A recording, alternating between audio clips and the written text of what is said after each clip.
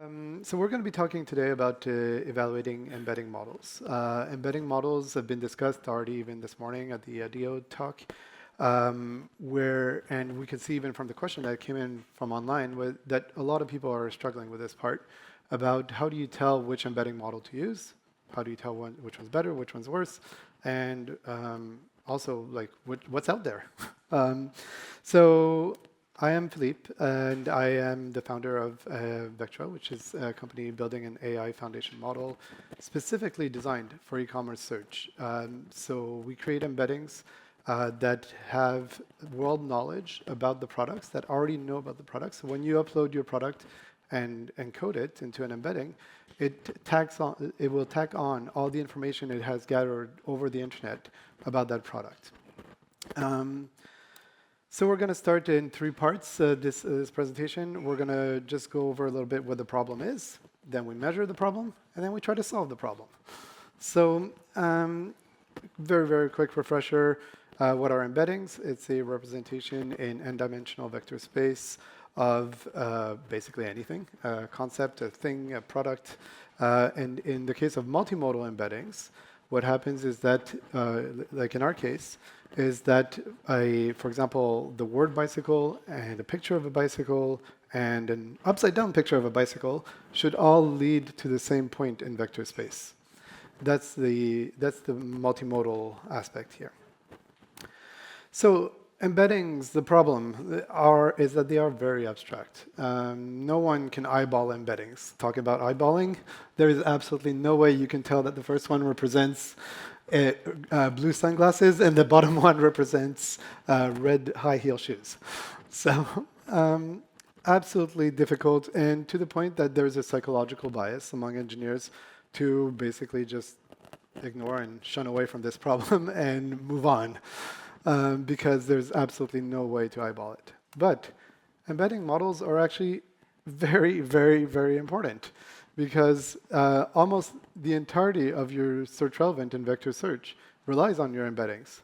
I don't know what else besides your re-ranker and maybe some business logic on top would be influencing your results in vector search than your embeddings. So they're very important, but they're ignored, which is a problem. And now we've identified the problem. They are also very, very hard to evaluate. Like, these are some of the most commonly used embedding models that we've seen at clients. And, no one has any idea what's going on in those. You've maybe heard the name, maybe they have a little bit of brand recognition at this point, but like even these cryptic names don't really tell anyone anything. So the current evaluation method that we've seen in the field, finger in the wind, ask a couple of people, maybe Google it, what embedding model should I use, and go for it. Second option, use the default. Just go for whatever your stack has already built in as a kind of placeholder for a quick start. And then you're essentially going into production with, I don't know if you guys know the lorem ipsum text that people use as placeholder text. So you're essentially going into production with lorem ipsum embeddings when you're using the default, and that has been the case for in many situations. But it is quick. It is very quick. You get your result instantly this way. On scientific, yes. But the problem is that what ends up happening is that the bad results that come out from this procedure, this method, usually discourage people from using vector search at all. They see results that are like meh, and they just say, you know what, vector search is not all it's cracked up to be. Let's move on. Evaluation method number 2. So you install a model, maybe provision some GPUs, get some hardware. Then you embed your entire catalog, spend several thousand to large amounts of money doing this. Then you run your queries. You basically set everything up to almost production level in staging. You start measuring. Use your standard measurement methods. And then you find out that maybe it doesn't do that well, maybe that it's not amazing. So you just do it again. You destroy everything you've built and try to build it again a second time with another embedding model. So this is extremely slow. So this, anecdotally, I've heard, okay, maybe the first time around will take 6 to 8 months to get everything in place. And then after that, maybe a couple, like shorter and shorter as you do it more often. But this is not something you want to be doing that often. But it is very precise. You'll get real results in your standard benchmarking methods. We need a better method. Like, this is obvious. None of these things work.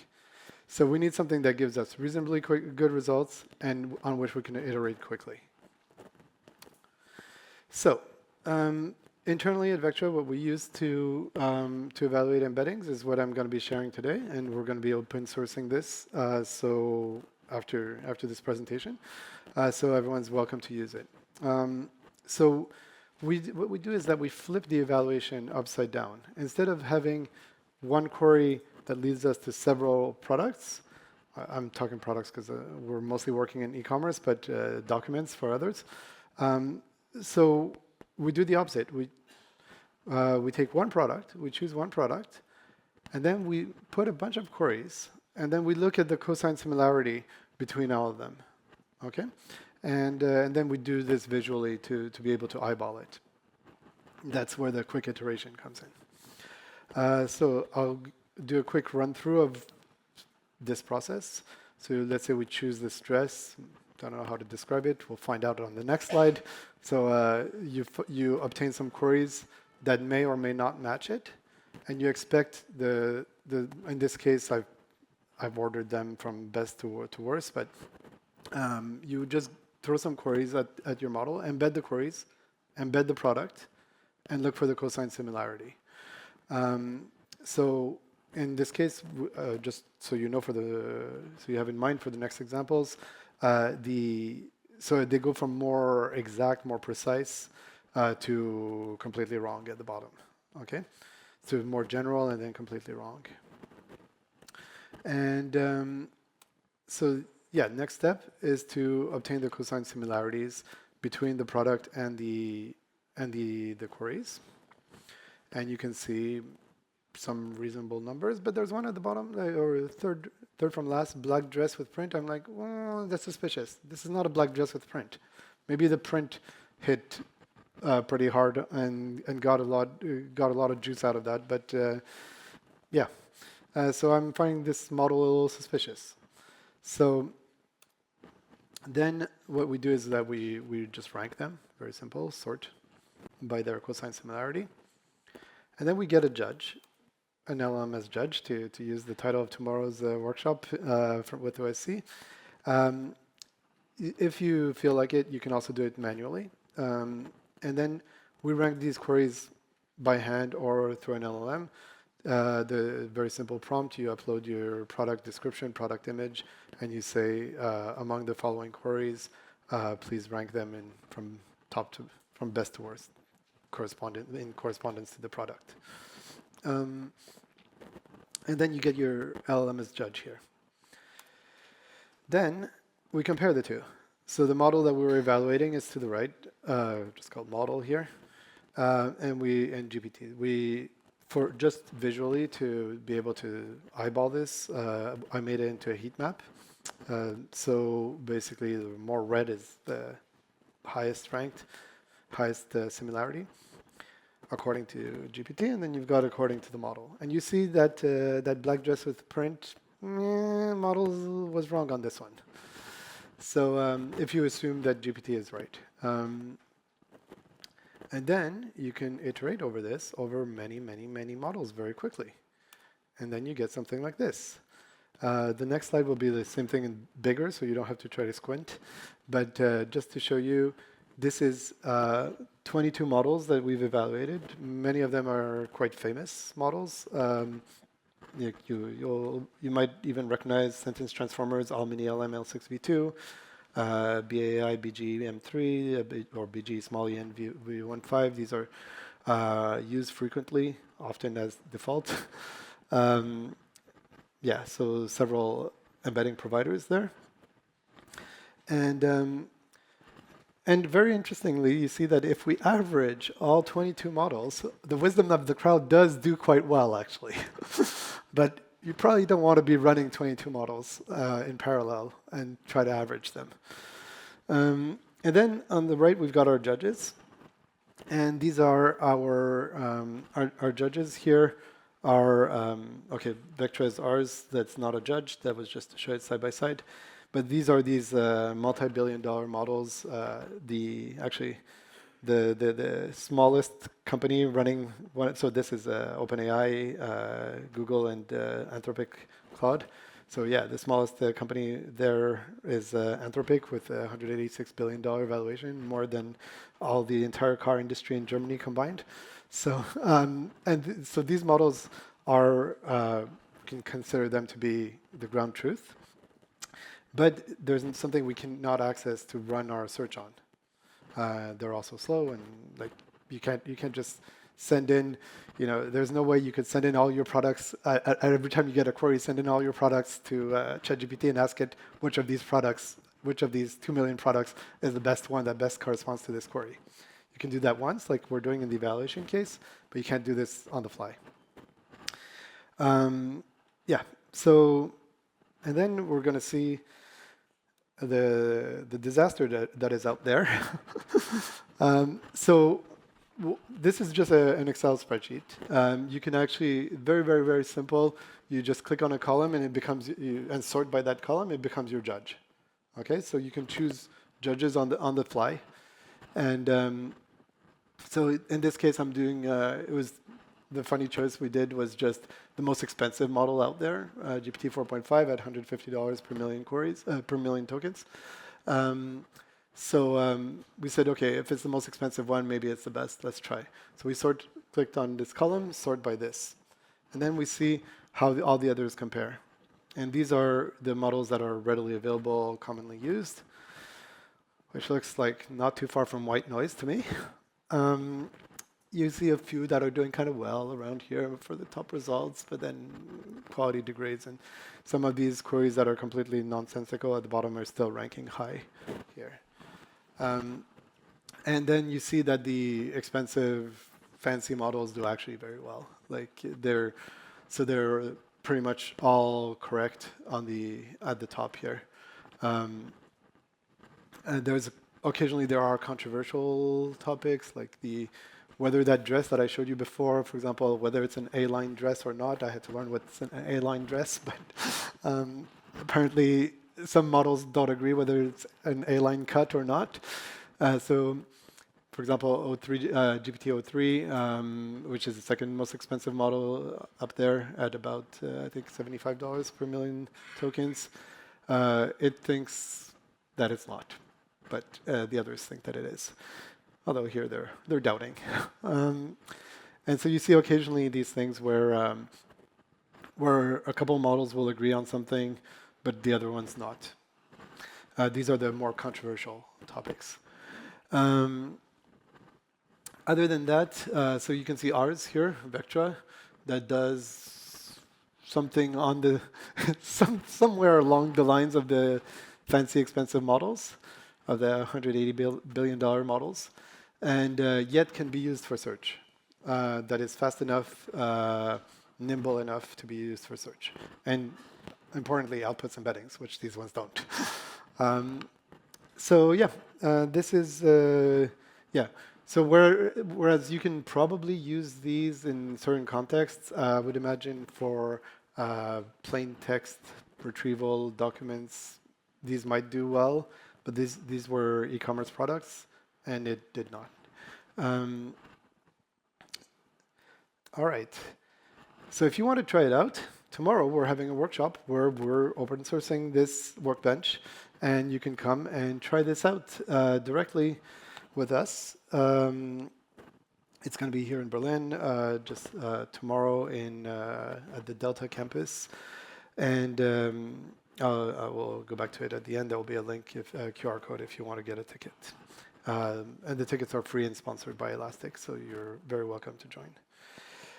All right. So the question now that we've seen this mess, and the question is, what makes a model good for e-commerce search?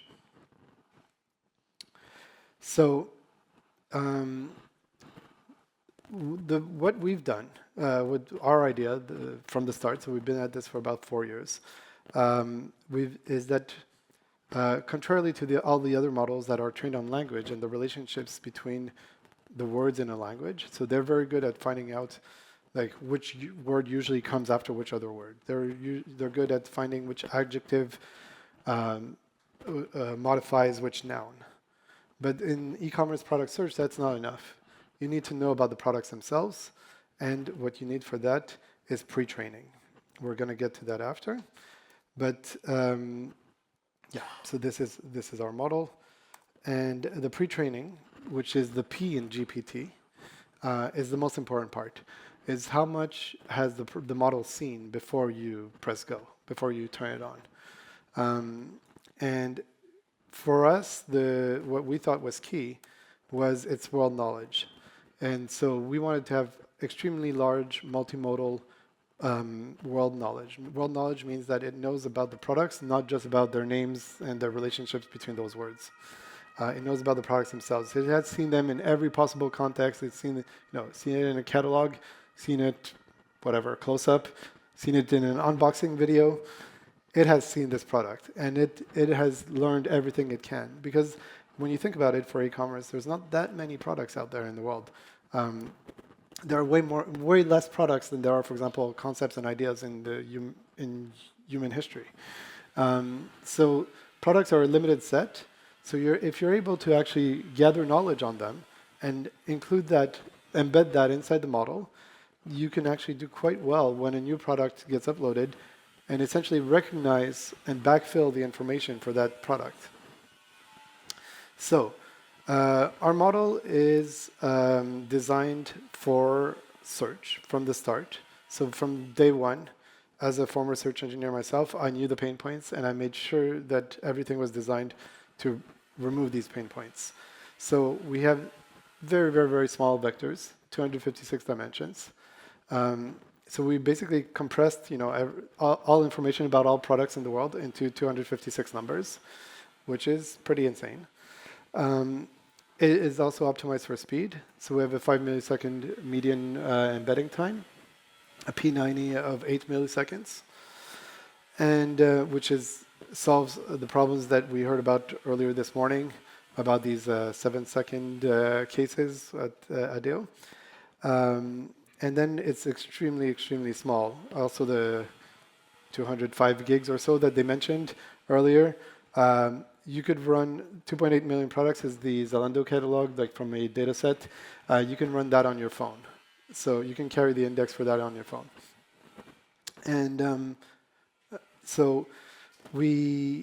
also we have a separate ultra-fast query embedder, because embedding in multimodality comes at a cost. Comes at the cost of very, very slow and heavy workloads on the model, because it has to have, I won't get into the complexities of AI models, but it has different parts that need to be triggered for when you're doing multimodal embedding. But what we did is that we managed to create a separate query text-only embedder that projects into the same vector space. So the same vectors are actually compatible, created by this ultra-fast, ultra-light query embedder. And that is the key to this 5 millisecond embedding time for the queries. This is, as far as I know, no one else has ever done this. Whenever you want to do multimodal, you're always stuck running your queries on the same model that is built for this heavy understanding of every possible modality. And so you'll never get these millisecond times. You're going to get more on the order of 5, 10 seconds, worst case about 30 seconds. Yeah, so to give you an idea of how we managed to do this, we trained on extremely large data. So what's a trillion tokens that we trained on? So yeah, you can see if these were dollars, dollar bills. So this is the size of a trillion. Whereas most models are trained on or that we saw earlier, are on the range of about 100 million tokens that they've been trained on. And I think we heard about Clip earlier too. Clip, beautiful model, but I don't know if any of you know, but it existed before ChatGPT. So it's maybe time to move on. And Yeah. To give you an idea of the quality, so on a typical incumbent model, like the ones we saw before, the readily available ones, a shoe like this would be represented inside the model as shoe, men's, red. It's okay. It works. On Vectra, this is a representation of the knowledge of the same shoes. That's before you've uploaded anything. So like you just send in that product, and this is what it already knows about it. So for example, show you the shoe again. So yeah, the shoe, you get the description, diamond-shaped quilting pattern covering the entire upper, raised padded appearance creating dimensional effect. So you can imagine that if this is inside the embeddings, you can get hits on a lot more in this. It's not going to be, just the shoe men's red that are going to get hits. So when someone starts looking for a shoe with a quilted upper or I had to also learn it's a golden decoration on the vamp. Apparently the vamp is this part of the shoe. So if someone looks for that, for a red shoe with a decoration on the golden decoration on the vamp, they're going to get the hit. Whereas otherwise, probably not.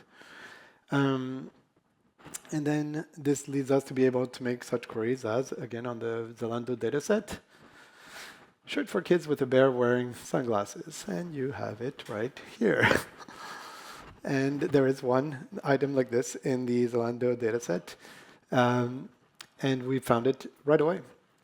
Second is a tiger wearing sunglasses. So you can see the model put the emphasis on the animal wearing sunglasses component. Then it goes, okay, after that, it says, okay, there's no more animals wearing sunglasses. We're going to go for bears. And it goes like this. So this is how we're able to do this. And now the question, if you're interested and you want to do a quick start, I can give you the best practices that we've learned working with our clients. So first is to focus, if you want to start quickly, you're welcome to use this for everything, for your candidate generation, anywhere in your stack, side by side with lexical. But we usually recommend to just do a quick start to get this out there as quickly as possible and start gathering data.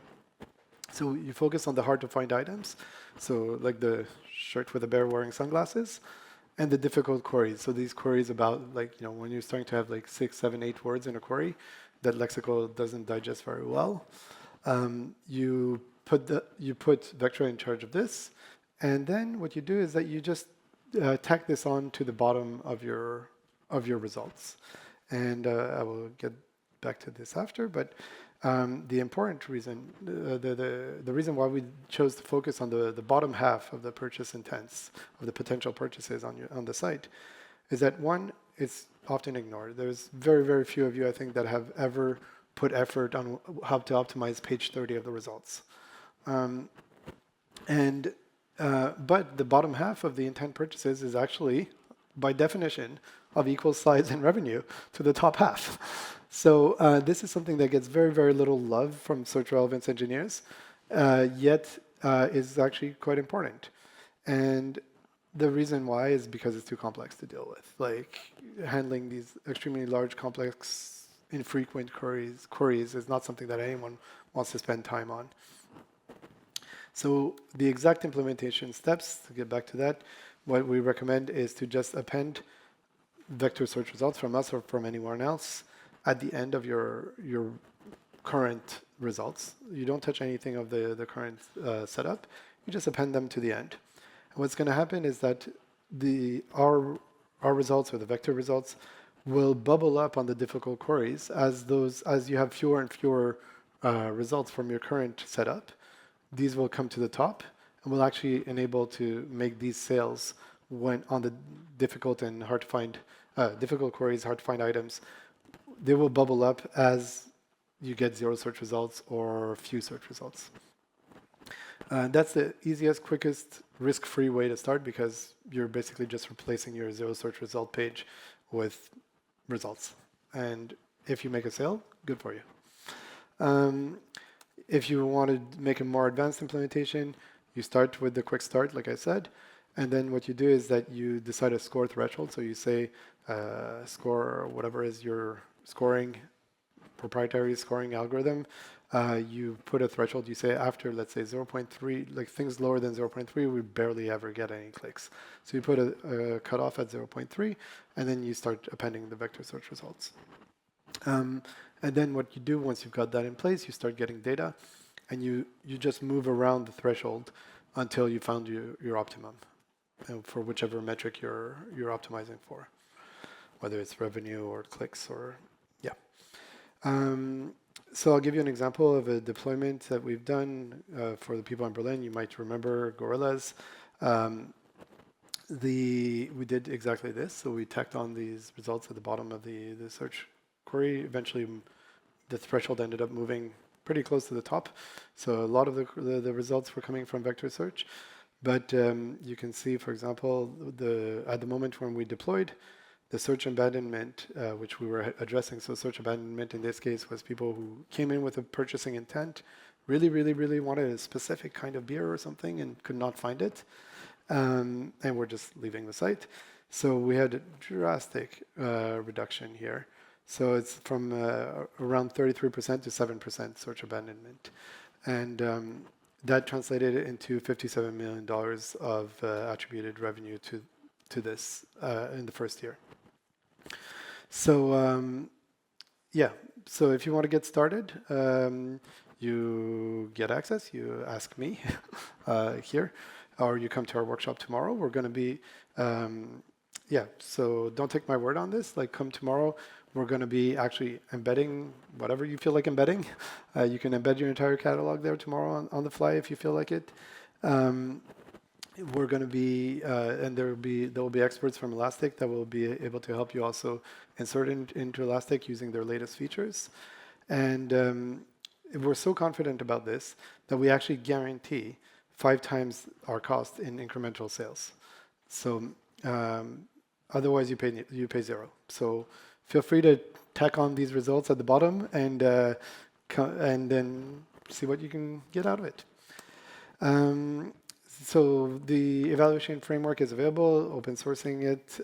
Tomorrow we're going to guide people through it who want to come. We also have an API with the 22 models that are on there, so you don't have to install each of them. We have all 22 of them running and installed in the cloud, and you can come and query them to decide. So by tomorrow evening, if you want to, you can have decided which embedding model you're going to be testing next, after having tested 22 plus models. And then for the workshop tomorrow, here is the QR code. It's here in Berlin at the Delta campus in Neukölln. And there are still some free sponsored tickets available, so you're welcome to join. And then if you want to try our fake shop, the one that I just showed before with the bear, it's on. You can try it on here, and you put in your own queries, and you can get in touch with me over LinkedIn here. And we'll leave this up while I take questions so people can scan it. Thank you, Philippe. You're welcome.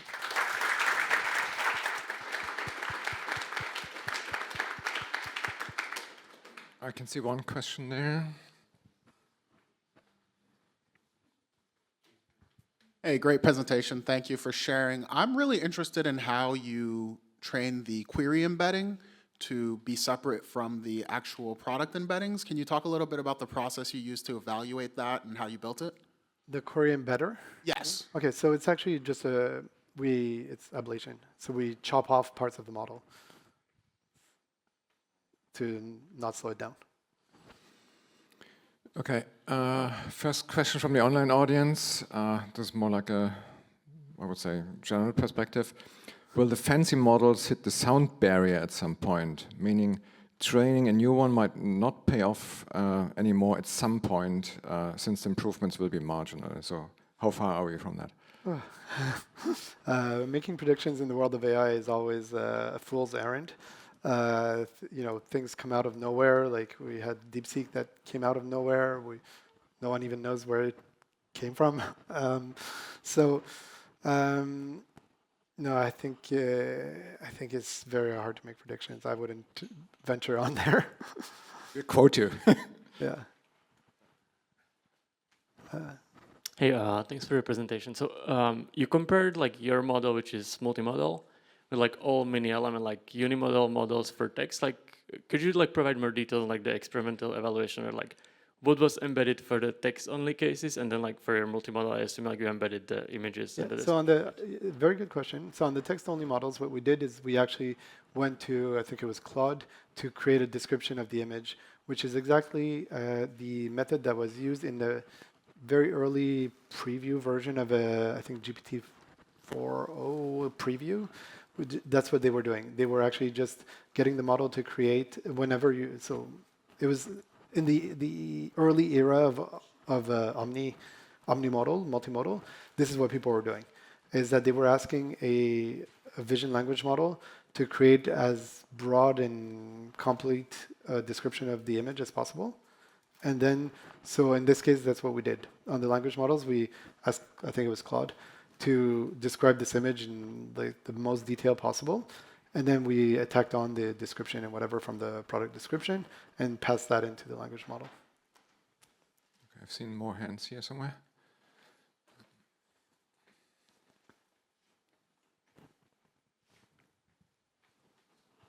Thanks for the great talk.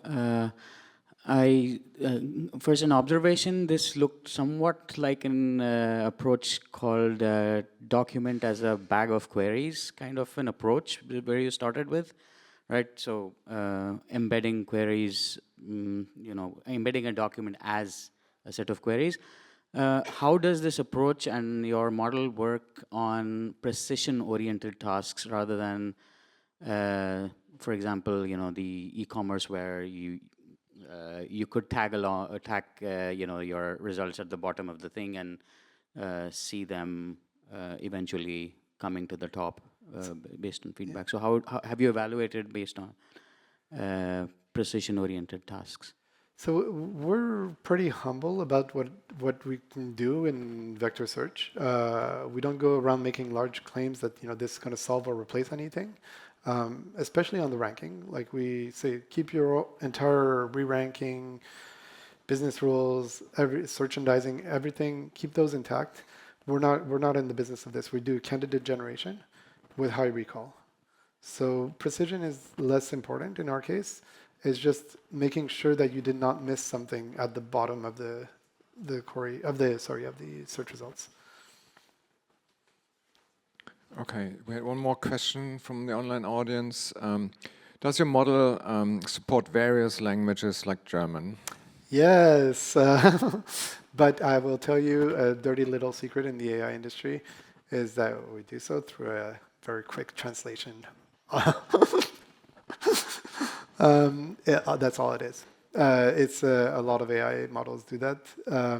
All you do is that you run the fastest translator you can in front of the query, like when the query comes in, and then you pass that in English. Okay.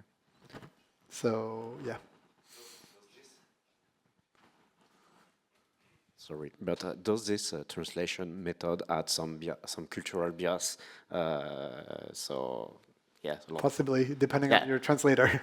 Yeah, I think it can happen. Yeah.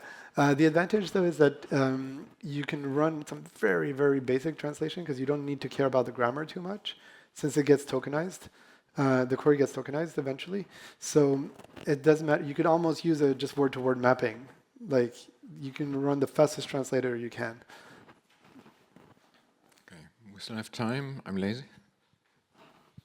How the heck did you come up with the data set for this? Because it seems like incredibly detailed in terms of like properties and like products. Like, did you gather from a bunch of prospects, clients, and so on, or like where does all the training data come from?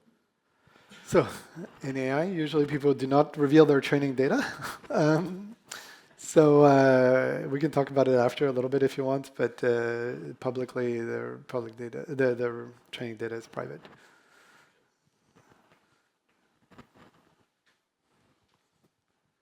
Any attributes of, let's say, e-commerce specifics that you trained for, right? Because in the e-commerce, definitely search in the e-commerce have queries, let's say, have misspellings and other stuff, Did you accommodate those when training model, for example, or any other? The tokenizer, e-commerce. the tokenizer does that. The tokenizer handles misspellings and blah, blah, blah. So the very first step is tokenization of the query. And just like everyone else, we use some pre-existing tokenizer. And it does handle this pretty well. So once you've tokenized and passed it into the model,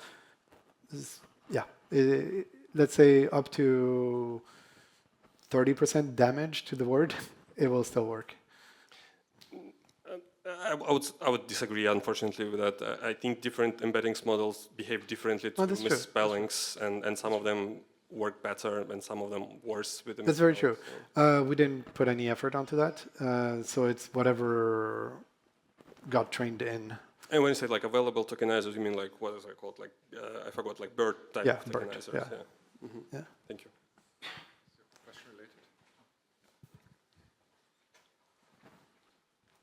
Thank you for the talk. So in the classical way to evaluate search quality, we have the pool of search queries, and we sample this pool from our query universe among the search queries observed, let's say, along the last months. And these pools, to be unbiased and representative, should be quite big, several thousand of search queries in our case.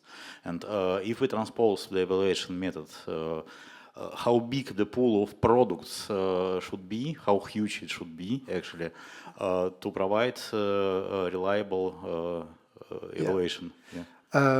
That you can use statistical methods to see when you're satisfied with the probability that it's not random. So you put a hypothesis and try to reject the null hypothesis.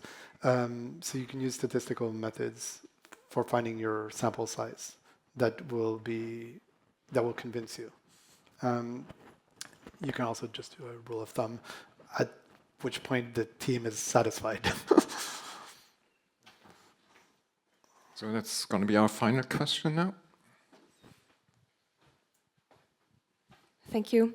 Adding to a question from earlier, you described that the product is described in a JSON-like file. Do you add anything else to the embedding, like the name of the product, or only the description of the picture? I might have skipped that part. I'm sorry. I should have gone more into detail. So the inputs for us, so we call it 2.5 modalities because it's image. And then whether you count structured data and unstructured data as different is up to you. But we take both. So we take image, let's say a JSON of the product description, and then comments, forum posts, etc. All this comes in together in a single embedding. So the problem that was raised this morning at the ADO talk about what do you do, separating the text versus the image. Mm-hmm. So ours takes in both of them into a single vector space and single embedding. Okay, thank you. Yeah. Right, let's thank Philippe for his talk again.